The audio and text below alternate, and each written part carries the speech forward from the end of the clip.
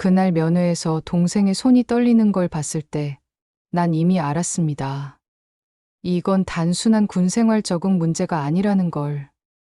국방부 항공부품 구매과에서 근무하는 내 동생이 발견한 건 수백억 대 방산비리였고, 그들은 동생의 입을 막으려 했습니다.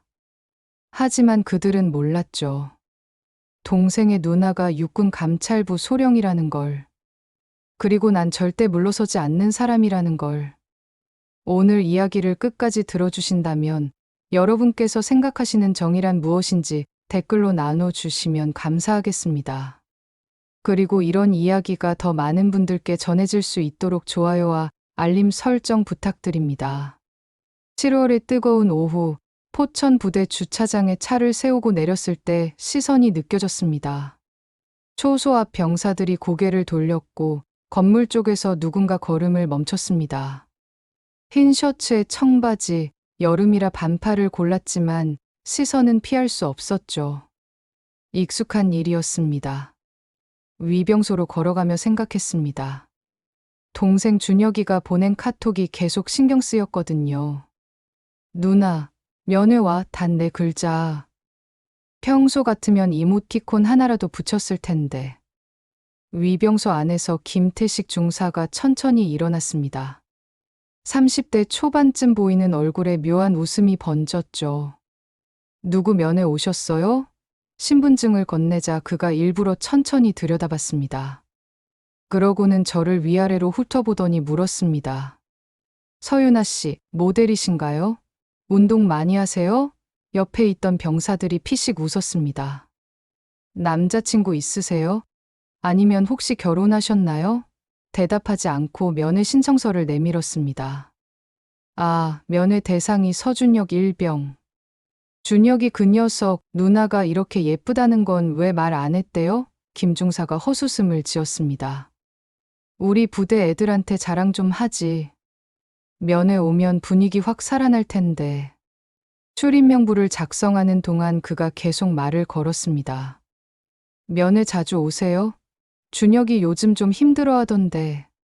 군생활 적응 잘 못하나 봐요. 뭐 요즘 애들이 다 그렇긴 하지만. 손이 멈췄습니다. 무슨 뜻입니까? 아, 별거 아니에요. 그냥 좀 예민한 애라서요. 간부들한테 자꾸 혼나고 그러니까. 그 순간 뭔가 이상하다는 느낌이 들었습니다. 준혁이는 예민한 성격이 아니었거든요. 오히려 침착하고 꼼꼼한 편이었죠. 6개월 전 국방부로 발령받을 때만 해도 그렇게 좋아하던 동생이었습니다. 서울 간다, 가족들과 함께 기뻐하던 그날이 떠올랐습니다. 국방부 항공부품 구매과 과장으로 임하게 된 준혁이는 꿈에 그리던 보직이라며 들떠 있었죠. 면회실 문을 열자 차가운 에어컨 바람이 쏟아졌습니다. 하지만 방 안 공기는 묘하게 무거웠어요. 벽에 붙은 CCTV 작동 중 안내문의 글씨는 희미했고 천장 카메라 렌즈엔 먼지가 수북했습니다. 작동하는 건지 아닌 건지 알 수 없었죠. 준혁이가 구석 자리에 앉아 있었습니다. 평소보다 머리가 훨씬 짧아 보였고 얼굴은 까맣게 탔습니다. 군복은 깔끔하게 입고 있었지만 손은 테이블 아래로 내려가 있었어요.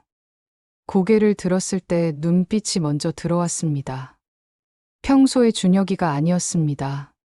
자리에 앉으며 커피를 한 모금 마셨어요. 역시나 미지근했습니다. 준혁이는 아무 말도 하지 않았어요. 그저 테이블 위를 내려다보고 있었죠. 요즘 어때? 군생활 괜찮아? 준혁이가 고개를 끄덕였습니다. 대답은 하지 않았어요. 힘든 거 있으면 언제든 얘기해. 괜찮아. 목소리가 평소보다 낮았고 힘이 없었습니다. 그때 준혁이가 종이컵을 들어 커피를 마셨는데 손이 미세하게 떨렸습니다. 준혁아, 손 좀 보자. 준혁이가 잠깐 멈칫하더니 천천히 손을 테이블 위로 올렸습니다. 손등에 붉은 자국이 선명했어요. 긁힌 상처 같기도 했고 뭔가 딱딱한 것에 부딪힌 흔적 같기도 했죠. 손가락 관절 부분도 거칠게 벗겨져 있었고 손톱 밑엔 때가 끼어 있었습니다. 평소 깔끔한 준혁이답지 않았어요. 이거 훈련하다가 다친 거야? 준혁이가 고개를 끄덕였습니다. 거짓말이라는 걸 알 수 있었죠. 복도 쪽에서 발소리가 가까워졌습니다. 준혁이가 재빨리 손을 내리며 자세를 고쳐 앉았어요. 얼굴 표정이 확 굳었죠. 문이 열리고 대위 한 명이 고개를 들이밀었습니다. 계급장 위에 박민준이라는 이름표가 달려 있었어요.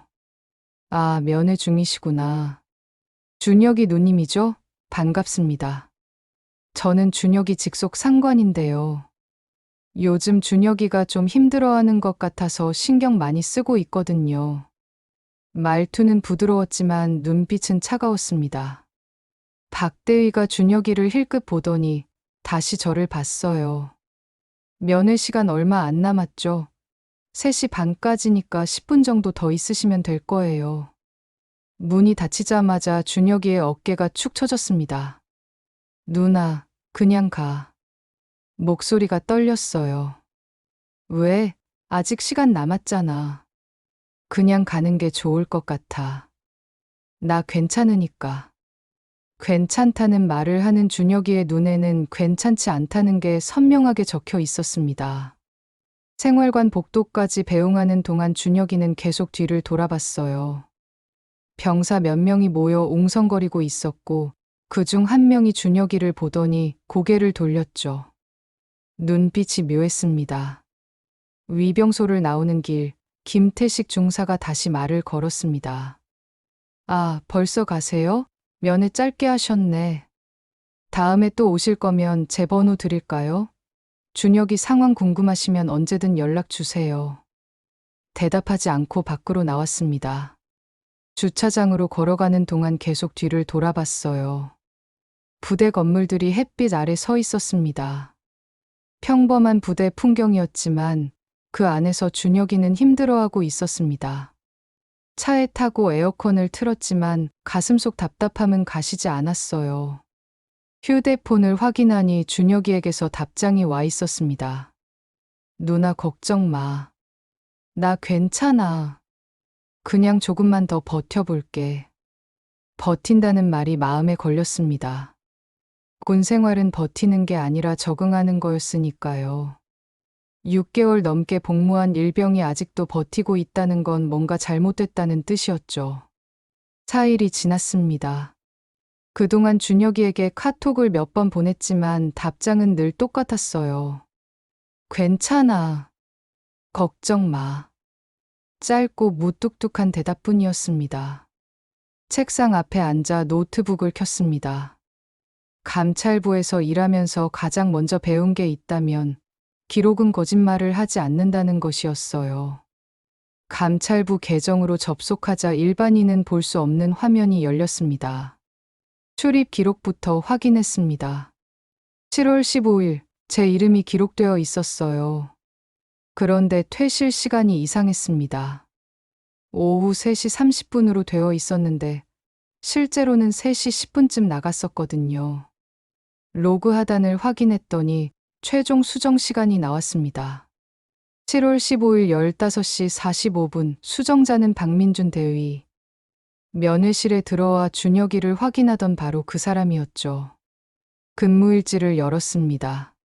7월 15일 특이사항에는 특이사항 없음이라고만 적혀 있었어요. 하지만 그 아래 작은 메모가 하나 더 있었습니다. 생활관 소란건 서준혁 일병 외 2명, 담당 박민준 대위. 준혁이 이름이 거기 있었습니다. 최근 한 달간 외출 외박 기록은 단 한 건도 없었어요. 그리고 지난달 휴가 신청은 부대 사정상 불가라는 이유로 반려되어 있었죠. 모든 게 연결됐습니다. 누군가 준혁이를 감시하고 기록을 조작하고 있었어요. 노트북을 닫고 휴대폰을 들어 준혁이에게 전화를 걸었습니다. 한참 후에 연결됐어요. 준혁아, 지금 혼자 있어? 응. 준혁아, 이제 숨기지 마. 부대에서 무슨 일 있는 거지? 누나한테 얘기해. 준혁이가 한숨을 쉬었습니다. 누나, 지금 통화 안 돼. 나중에 밖에서 만나서 얘기할게. 부탁이야. 언제? 이번 주말 외출 신청 넣어볼게. 부대 앞 카페에서. 주말이 됐습니다. 부대 정문 앞 카페, 오후 2시에 약속을 잡았어요. 먼저 도착해서 구석자리에 앉아 기다렸습니다. 30분쯤 지났을 때 준혁이가 들어왔어요. 얼굴은 여전히 굳어 있었죠. 자리에 앉자마자 주변을 살폈습니다. 괜찮아. 여기 아무도 없어. 준혁이가 고개를 끄덕이더니 천천히 입을 열었습니다. 누나, 나 진짜 힘들어. 더 이상 못 버틸 것 같아. 준혁이가 가방에서 휴대폰을 꺼냈습니다. 그리고 화면을 보여줬어요. 카카오톡 대화방이었습니다. 박민준 대위와의 대화였죠. 내일까지 보고서 3개 더 작성해서 보내. 내 이름으로 올라가야 하니까 잘 써. 이번 주말 외출 가고 싶으면 내 집 청소 먼저 하고 와. 주소 보낼게. 스크롤을 내리자 더 많은 메시지가 나타났습니다. 심부름 지시, 보고서 대필 지시, 수십 개의 메시지가 이어졌어요. 이게 다야? 아니, 더 있어. 준혁이가 또 다른 화면을 보여줬습니다. 모바일 뱅킹 송금 내역이었어요. 박민준 5만 원, 박민준 3만 원, 박민준 7만 원. 지난 2달간 총 30만 원이 넘는 돈이 송금되어 있었죠. 이건 뭐야? 대위님이 담배 사오라고, 술 사오라고. 나중에 갚아준다고 했는데 한 번도 안 갚았어. 그런데 그게 전부가 아니었습니다. 준혁이가 떨리는 손으로 또 다른 파일을 열었어요. 누나, 그런데 진짜 문제는 따로 있어. 내가 작성한 보고서들이 있거든. 박대위가 시킨 대로 작성한 건데. 화면에 나타난 건 훈련평가 보고서였습니다. 사격훈련 점수, 체력평가 점수, 전술훈련 점수. 모두 90점 이상, 심지어 100점 만점도 여러 개 있었어요. 이게 뭔데? 이게 다 조작된 거예요. 원래 점수는 훨씬 낮았는데 박대위가 부대 평균을 올리기 위해 점수를 고치라고 했어요. 그리고 예산 집행 내역도 이상해요. 기타 운영비라는 명목으로 매달 수백만 원씩 나가는데 실제로 뭐에 쓰였는지 기록이 없어요. 심장이 쿵 내려앉았습니다. 이건 단순히 준혁이 한 명을 괴롭힌 게 아니었어요. 부대 전체의 성과를 조작하고 예산을 빼돌리는 조직적 비리였습니다. 준혁아, 더 있어? 준혁이가 고개를 끄덕였습니다. 항공부품 공급업체 관련 서류도 이상해요. 에어스타라는 회사가 있는데 품질 검사도 제대로 안 하고 계속 납품받고 있어요. 가격도 말도 안 되게 비싸고요. 75센트짜리 부품을 315달러에 사들이고 525달러짜리를 10만 800달러에 구매하는 식이에요. 몇십 배, 몇백 배 차이가 나는데도 아무도 문제 제기를 안 해요. 손이 떨렸습니다. 그래서 내가 물어봤구나. 네. 이상하다고 했더니 그때부터였어요. 박대위가 저한테 집중적으로 일을 시키고 괴롭히기 시작한 게 너 우리 식구 아니냐 조용히 해라고 했어요. 식구? 네. 여기 간부들이 다 한패예요. 박민준 대위, 최영철 중령, 오태수 중대장. 다들 알고 있어요. 그리고 더 위에도 있는 것 같아요. 가슴이 답답했습니다. 이건 생각보다 훨씬 큰 문제였어요. 방산비리, 예산 횡령, 실적 조작, 그리고 내부 고발 은폐. 준혁이가 눈치챈 순간부터 그들은 준혁이의 입을 막으려 한 거였죠. 손을 뻗어 준혁이 손을 잡았습니다. 준혁아, 이제 괜찮아. 누나가 다 정리할게. 누나가 어떻게? 준혁아, 누나가 누군지 이제 얘기해 줄게. 나 지금 육군 감찰부 소령이야. 이런 일 처리하는 게 내 일이야. 준혁이의 눈이 커졌습니다. 진짜? 응. 그래서 누나가 이제 직접 움직일 거야. 너는 아무것도 안 해도 돼. 증거는 이미 충분해. 준혁이가 고개를 떨구며 눈물을 닦았습니다. 누나, 고마워. 그런데 조심해. 대위님이 윗대 라인이 있다고 했거든. 걱정 마. 그것도 다 알아볼 거야. 카페를 나서며 생각했습니다. 이제 진짜 시작이구나. 집으로 돌아와 노트북을 열었습니다. 준혁이가 보내준 증거 사진들을 하나씩 정리했어요. 카톡 대화 내역, 송금 내역, 그리고 제가 확보한 시스템 로그. 모든 증거가 한 사람을 가리키고 있었습니다. 박민준 대의. 하지만 뭔가 석연치 않았어요. 준혁이 말대로 윗대 라인이 있다면 이건 단순한 개인 비리가 아닐 수도 있었죠. 다시 준혁이가 보낸 파일을 열었습니다. 훈련 실적 보고서를 자세히 들여다봤어요.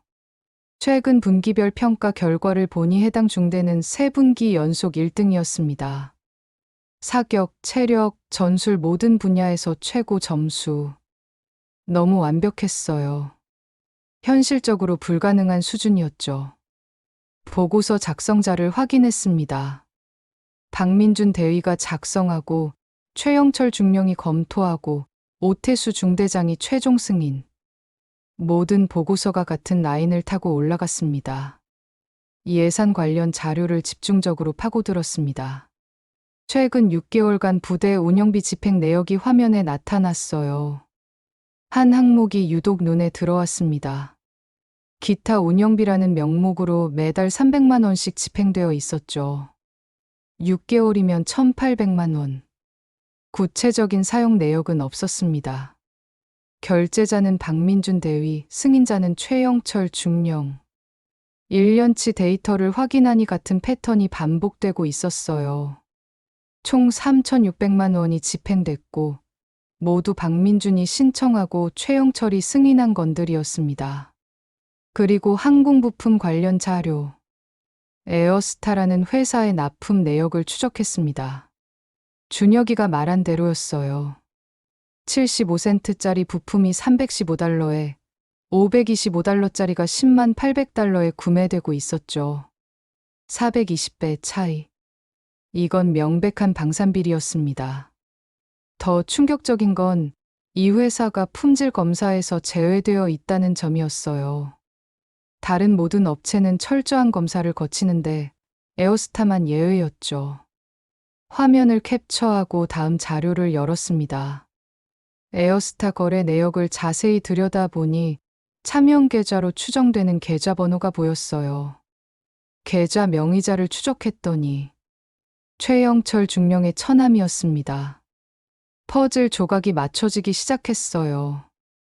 에어스타는 유령회사고 실제로는 최영철 일당이 만든 페이퍼 컴퍼니. 터무니없이 비싼 가격으로 부품을 납품한 척하고 그 차액을 빼돌리는 구조였죠. 노트의 정리를 시작했습니다. 확인된 비리 부하 병사 사적 심부름 강요. 금품 갈취 30만 원 이상. 보고서 대필 강요. 훈련 실적 조작, 예산 횡령, 방산비리 연루. 연루 의심 인물 박민준 대위 확실. 최영철 중령 확실. 오태수 중대장 의심. 상급 간부 미확인. 이제 해야 할 일이 명확했습니다. 더 깊이 파고들어야 했어요. 다음 날 월요일 아침 감찰부 사무실로 출근했습니다. 팀장실 문을 두드리고 들어가 책상 위에 정리한 자료를 펼쳐 놓았어요. 카톡 대화 내역, 송금 내역, 시스템, 로그, 훈련 실적 조작 지시, 예산 횡령 증거, 방산비리 관련 서류까지. 팀장이 자료를 하나씩 넘기며 확인했습니다. 표정이 점점 굳어졌어요. 마지막 장을 덮고 나서 고개를 끄덕였습니다. 비공식 조사부터 시작하되 확실한 증거가 나오면 공식 감찰로 전환하라. 사무실로 돌아왔는데 오후가 되자 팀장에게서 연락이 왔습니다. 팀장실로 가니 심각한 표정으로 앉아 있었어요. 방금 국방부에서 연락이 왔어. 포천 부대 관련해서 누군가 문의를 넣었대. 조사가 진행 중이냐는 질문이었다고. 누가 물어봤는지는 알려주지 않았지만 느낌이 좋지 않았습니다. 부대 쪽에서 이미 눈치를 챘을 가능성이 높았어요. 집으로 돌아오는 길 휴대폰이 울렸습니다. 모르는 번호였어요. 받자마자 낯선 남자 목소리가 들려왔습니다. 포천부대 최영철 중령입니다. 심장이 쿵 내려앉았어요. 요즘 부대 조사를 하고 있다는 얘기를 들었습니다. 이런 바닥은 좁아서 다 들리거든요. 하지만 오해가 있는 것 같습니다. 부대에는 아무 문제가 없고 서준혁 일병건도 그냥 사소한 오해입니다. 후임이 적응을 못해서 생긴 일이니 괜히 크게 만들 필요 없습니다. 그리고 한마디 더 덧붙였습니다. 동생 일이라 마음이 급한 건 이해하지만 감정적으로 접근하면 오히려 동생만 더 힘들어질 수 있습니다. 부대에서 찍히면 제대할 때까지 편하게 못 지냅니다. 가족을 생각하면 적당히 넘어가는 게 좋을 겁니다. 전화가 끊겼습니다. 손이 떨렸어요. 분노 때문이 아니었습니다. 확신 때문이었죠. 최영철이 직접 전화를 걸어왔다는 건 그들이 불안해하고 있다는 뜻이었어요. 뭔가 숨길 게 있다는 뜻이었습니다. 팀장에게 즉시 보고했습니다. 최영철 중령이 전화로 조사를 중단하라고 협박했다고 전했어요. 팀장은 잠시 침묵하더니 말했습니다. 그럼 확실한 거야. 뭔가 숨길 게 있다는 거지. 증거를 더 확보해서 공식 감찰로 전환할 준비를 해. 그날 밤 잠들지 못하고 책상 앞에 앉아 있었습니다. 많았지만 아직 부족했어요. 결정적인 한 방이 필요했죠. 준혁이에게 문자를 보냈습니다. 혹시 작성한 원본 파일들을 개인적으로 저장해 둔 게 있냐고. 한참 후에 답장이 왔어요. USB에 백업해 뒀다고 했습니다. 혹시 몰라서 저장해 뒀다고, 다음 면회 때 가져오겠다고. 이제 모든 퍼즐 조각이 모였습니다. 토요일 오전 부대 정문 앞 카페에서 준혁이를 만났습니다. 준혁이는 가방에서 작은 USB를 꺼내 테이블 위에 놓았어요. 손이 떨리고 있었죠. 이 작은 장치 안에 모든 증거가 들어 있었습니다. USB를 받아 가방에 넣고 카페를 나왔어요. 신호등 앞에서 멈췄을 때 백미러를 확인했습니다. 검은색 SUV 한 대가 삼거리 전부터 계속 따라오고 있었죠. 미행이었습니다. 당황하지 않았어요. 오히려 예상했던 일이었죠. 최영철이 움직이기 시작한 겁니다. 집에 도착해 노트북에 USB를 꽂았습니다. 파일들이 화면에 나타났어요. 훈련 평가 보고서 원본, 예산 집행 내역 원본, 수정 전후 비교 파일, 에어스타 거래 내역 원본까지. 준혁이가 정말 세심하게 백업해뒀더군요. 첫 번째 파일을 열었습니다. 사격 훈련 평가 원본이었어요. 준혁이가 처음 작성한 버전에는 실제 점수가 기록되어 있었죠. 평균 72점. 현실적인 수치였습니다. 박민준이 수정한 버전에는 평균 94점으로 바뀌어 있었어요. 다음 파일은 예산 집행 내역. 기타 운영비 항목의 실제 사용처가 상세하게 기록되어 있었습니다. 박민준 개인 계좌 송금, 최영철 중령명의 신용카드 결제, 출처 불명 현금 인출. 모두 개인 용도였죠. 그리고 가장 중요한 파일. 에어스타 거래 내역 원본이었습니다. 실제 부품 가격과 납품 가격의 비교표가 정리되어 있었어요. 75센트 부품이 315달러로, 525달러 부품이 10만 800달러로. 차액이 어디로 갔는지도 추적되어 있었죠. 최영철 1001명의 차명 계좌로 입금. 그리고 그 돈이 다시 여러 계좌로 분산. 완벽한 돈 세탁 구조였습니다. 파일을 하나씩 확인하며 정리했습니다. 단순한 실수나 착오가 아니었어요. 계획적이고 조직적인 범죄였습니다. 더 충격적인 건 USB에 녹음 파일도 있었다는 겁니다. 준혁이가 몰래 녹음한 거였어요. 박민준의 목소리가 들렸습니다. 넌 우리 식구라고 했지. 도둑놈 취급받고 싶어? 조용히 해. 파일럿들 목숨? 그게 중요한 게 아니야. 큰 그림을 봐야지. 우리가 챙길 건 챙겨야 하는 거고. 그리고 최영철의 목소리. 마피아가 몇백 년간 끈질기게 살아남은 비결이 뭔지 아나? 배신자에 대한 피해 응징이야. 준혁이 그 녀석 계속 문제 제기하면 어떻게 될지 알겠지? 이건 결정타였습니다. 명백한 협박과 은폐 시도의 증거였죠.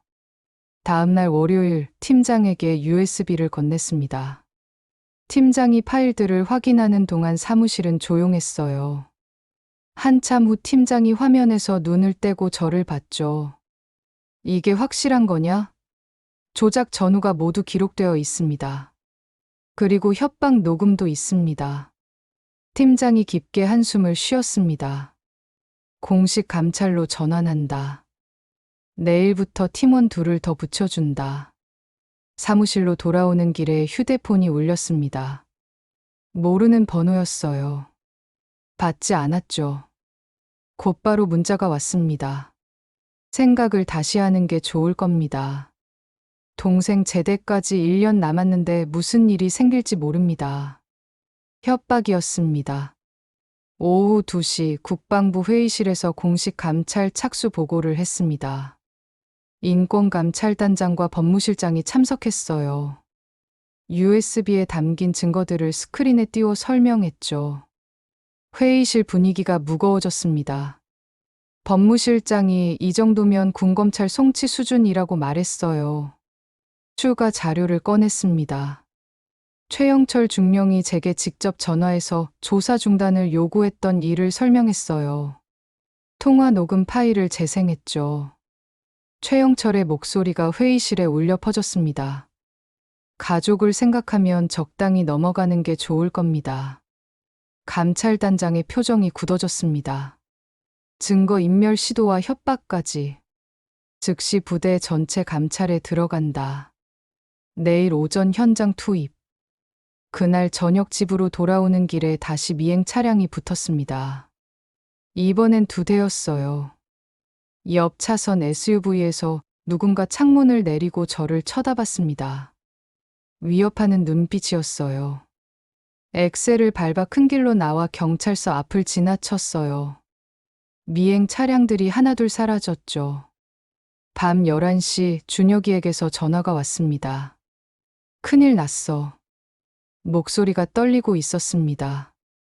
아까 최중령이 나를 불렀어. USB를 가져갔냐고 물어봤어. 뭐라고 했어? 모른다고 했어. 근데 어떻게 알았는지. 부대 내에 정보원이 있거나 준혁이 컴퓨터를 감시하고 있을 가능성이 높았습니다. 준혁아, 절대 인정하지 마. 모른다고만 해. 내일 아침이면 감찰팀이 부대에 들어간다.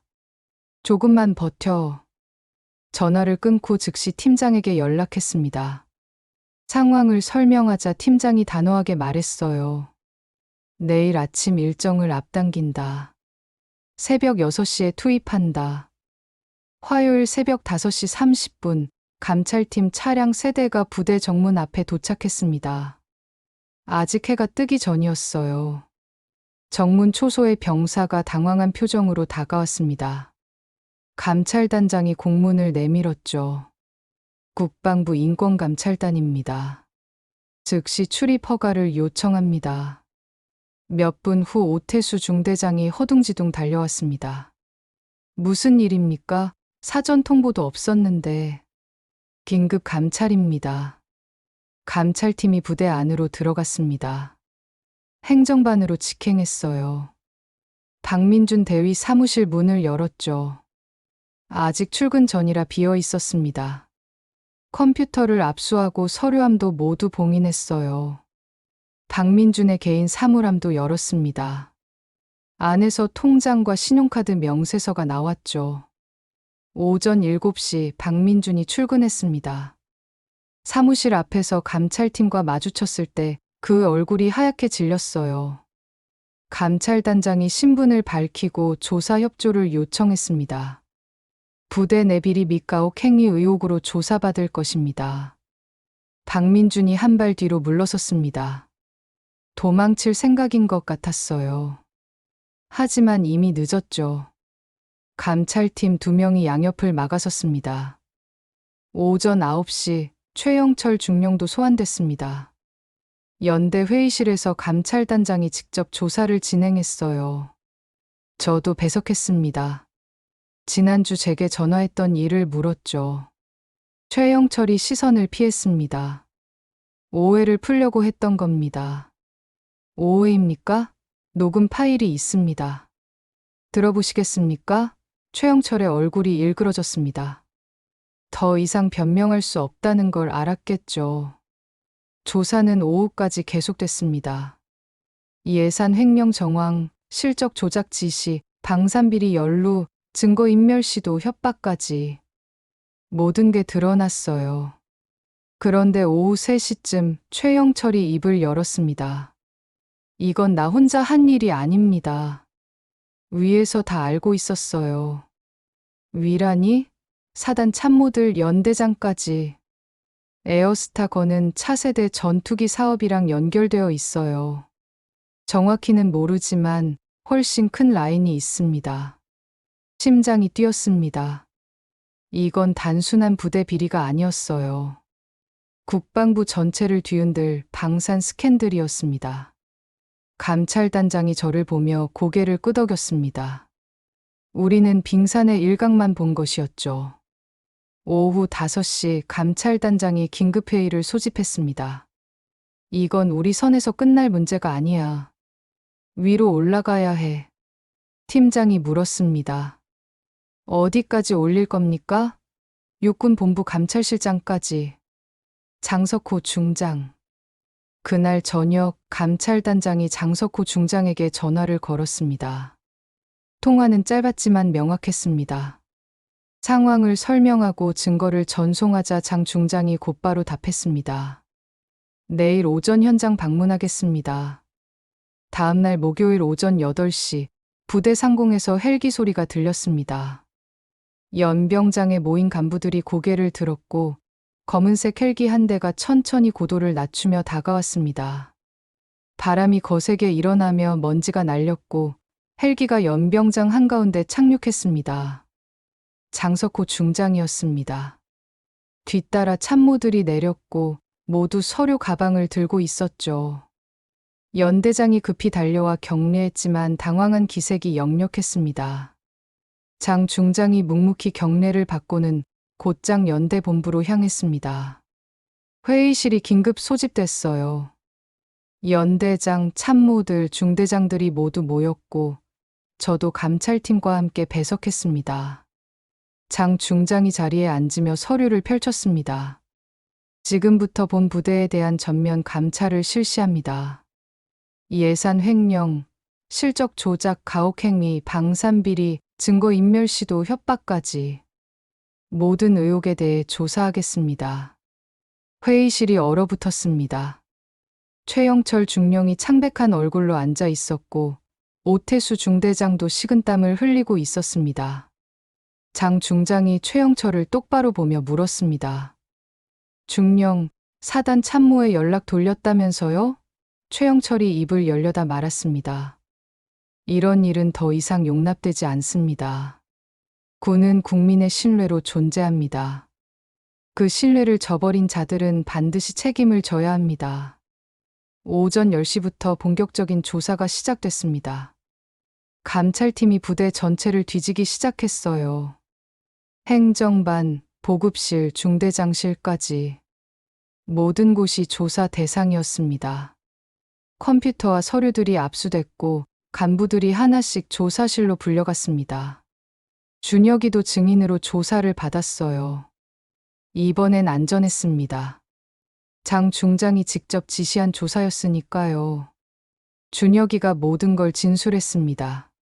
박민준의 지시, 보고서 조작 금품 요구, 에어스타 부품 의혹까지 다른 병사들도 더 이상 두려워하지 않고 증언에 나섰어요. 훈련 점수 조작, 예산 빼돌리기, 상급 부대의 허위 보고, 증언이 쏟아졌습니다. 오후 2시쯤 중요한 증거가 나왔습니다. 박민준 대위 사무실에서 압수한 컴퓨터에서 에어스타 관련 메일이 발견된 겁니다. 에어스타 지사장과 주고받은 메일이었어요. 이번 분기 물량 처리 완료. 약속한 대로 수수료 송금 부탁드립니다. 그리고 계좌번호 최영철 1001명이었습니다. 더 놀라운 건 메일 수신자 목록에 다른 사람들도 있었다는 겁니다. 사단 참모 2명 그리고 국방부 항공부품 구매과 본부장. 이건 단순히 한 부대의 문제가 아니었어요. 국방부 전체를 아우르는 방산비리 카르텔이었습니다. 감찰단장이 즉시 장 중장에게 보고했습니다. 장 중장의 표정이 굳어졌어요. 국방부 장관에게 직접 보고해야겠어. 이건 우리 선에서 끝날 문제가 아니야. 오후 4시 장 중장이 국방부 장관과 화상회의를 했습니다. 저도 배석했어요. 장관이 증거 자료를 검토하는 동안 침묵이 흘렀습니다. 한참 후 장관이 입을 열었습니다. 즉시 국방부 특별감찰단을 구성하십시오. 관련자 전원을 조사하고 군검찰에 송치 준비를 하십시오. 그리고 장관이 잠시 멈췄다가 말했습니다. 언론 브리핑 준비도 하십시오. 이런 일은 투명하게 공개해야 합니다. 오후 5시 박민준 대위와 최영철 중령이 헌병에게 인계됐습니다. 수갑을 찬 채 호송 차량에 올랐어요. 박민준이 마지막으로 저를 봤지만 아무 말도 하지 않았습니다. 오태수 중대장은 직위 해제되며 조사를 받게 됐죠. 그리고 사단 참모 2명과 국방부 본부장도 긴급 소환됐습니다. 그날 저녁 준혁이를 만났습니다. 생활관 박벤치에 앉아 이야기를 나눴어요. 누나 끝난 거야? 응, 이제 끝났어. 준혁이가 긴 한숨을 쉬었습니다. 진짜 무서웠어. 혼자 버티는 게. 이제 괜찮아. 더 이상 아무도 널 괴롭히지 못해. 준혁이가 고개를 들어 하늘을 봤습니다. 누나, 근데 알아? 나 처음엔 그냥 조용히 넘어갈까 생각했어. 그게 편할 것 같았거든. 근데 강영우 대위 생각이 계속 났어. 강영우 대위? 응. 작년에 전투기 추락 사고로 돌아가신 분. 에어스타 부품 때문이었대. 결함이 있는 부품으로 전투기 정비했는데 하늘에서 기체가 고장 나서 조종사 과실로 덮으려고 했대. 내가 가만히 있으면 또 누군가 다칠 것 같았어. 그래서 증거를 모았어. 가슴이 뭉클했습니다. 준혁이는 자신을 지키기 위해서가 아니라 다른 사람들을 지키기 위해 용기를 냈던 거였죠. 잘했어, 준혁아. 내 덕분에 많은 사람들이 구해졌어. 근데 누나. 응? 나 제대하면 감찰부에서 일하고 싶어. 누나처럼. 잘못된 걸 바로잡는 일. 웃음이 나왔습니다. 그래, 그렇게 해. 누나가 도와줄게. 3개월이 지났습니다. 군검찰 조사 결과가 나왔어요.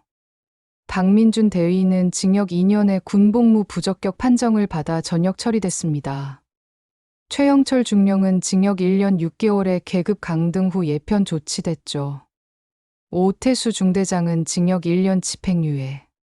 사단 참모 2명은 각각 징역 1년과 6개월. 그리고 국방부 본부장은 징역 3년을 선고받았습니다. 에어스타는 유령회사로 판명됐고 관련자들이 빼돌린 돈은 총 87억 원이었습니다. 방위사업청이 전면 조사에 나섰고 다른 부품 납품 업체들도 전수조사를 받게 됐어요. 국회에서 방산비리 특별위원회가 구성됐고 군 내부 감찰 시스템 개선안이 통과됐습니다. 준혁이는 이제 상병이 됐습니다. 후임들을 잘 챙기는 모범 선임으로 소문났어요. 지난주 면회 갔을 때 준혁이가 말했습니다. 누나, 요즘 부대 정말 좋아졌어. 후임들도 다들 편하게 지내고 선임들도 잘 챙겨주고 완전히 다른 부대 같아. 이게 정상이었습니다. 군대는 원래 이래야 했죠. 저는 이번 사건의 공로를 인정받아 중령으로 진급했습니다. 그리고 국방부 특별감찰단 총괄 책임자로 임명됐어요. 전군 부대 인권 실태 점검 프로젝트를 맡게 됐죠. 앞으로 할 일이 많습니다. 이런 일이 다시는 반복되지 않도록 시스템을 만들어야 해요. 책상 서랍을 열어 한 장의 사진을 꺼냈습니다. 625 전쟁에 참전했던 할아버지의 사진이었어요. 사진 속 할아버지는 젊은 얼굴로 군복을 입고 서 있었고, 옆에는 구해낸 피난민 가족들이 있었습니다. 어린 시절 할아버지가 들려주신 이야기가 떠올랐죠. 유나야, 군인의 명예는 약자를 보호하는 데 있단다. 내가 강해져서 누군가를 지켜야 할 때가 올 거야. 사진을 가슴에 안았습니다. 할아버지, 저 해냈어요. 준혁이를 지켰고 부대를 바꿨고 이제는 더 많은 사람들을 지킬 시스템을 만들 거예요.